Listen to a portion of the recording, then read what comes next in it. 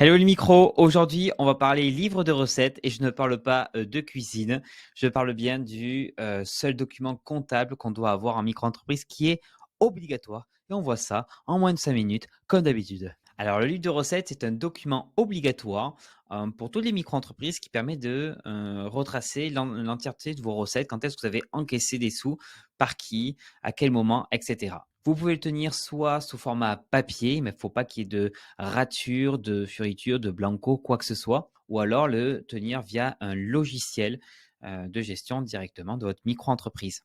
Il en existe, moi je recommande par exemple Abi, je vous mets le lien directement dans la description, qui vous permet de tenir un livre de recettes. Je sais que la plupart d'entre vous utilisent par exemple des tableurs, Excel, Notion, Google Sheet, etc. C'est fortement pas recommandé, je ne sais pas comment le dire, non recommandé, parce qu'en fait la loi demande normalement que ces systèmes de prise en compte de comptabilité soient non modifiables, alors qu'on sait que sur Excel ou autre on peut tout modifier.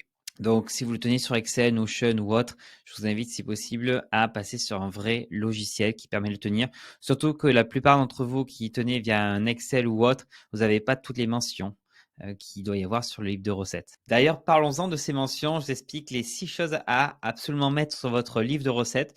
Il y a la date d'encaissement, il y a le nom du client, il y a le numéro de facture, le type de paiement, si c'est par carte, espèce ou autre. Et il y en a un qui vient m'embêter. Il y a le nom de la prestation et je sais plus où j'en étais. Et il y a bien sûr le montant hors taxe si vous êtes sans la TVA et le montant hors taxe plus le montant TTC si vous avez la TVA. C'est ce document qui peut être demandé par l'URSSAF en cas de contrôle. Vous devez donc le tenir au moins pendant 10 ans à partir de la dernière écriture dessus.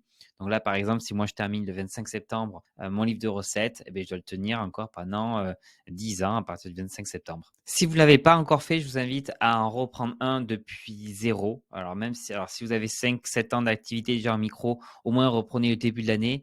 Mais si vous venez juste de créer cette année ou l'année dernière, reprenez le livre de recettes depuis le début. C'est très important. Ça vous permet déjà de pouvoir suivre votre comptabilité directement, ce qui est arrivé. Et en cas de contrôle, ça facilite grandement l'examen de votre comptabilité par les contrôleurs URSSAF. Dans le cas où vous serez contrôlé et que ce n'est pas fait correctement, en principe, ils vous laissent une trentaine de jours pour revenir et pour avoir la comptabilité, on va dire, d'équerre. Mais soyez quand même, ayez quand même quelque chose de consistant en cas que. Et voilà, simple, rapide, efficace, la vidéo concernant le livre de recettes. Je vous mets un lien en description pour pouvoir avoir un modèle de livre de recettes. Si vous voulez un logiciel qui permet de le faire gratuitement, vous avez Abi, je vous le mets aussi en lien. Il existe aussi Henri, mais mon préféré du moment pour l'instant, c'est Abi qui vous permet d'avoir votre livre de recettes. Et si vous ne l'avez pas encore fait, faites-le très. Je vous dis à très bientôt pour une nouvelle vidéo. Salut, salut! Il est où lui? Il est passé où, Chachou?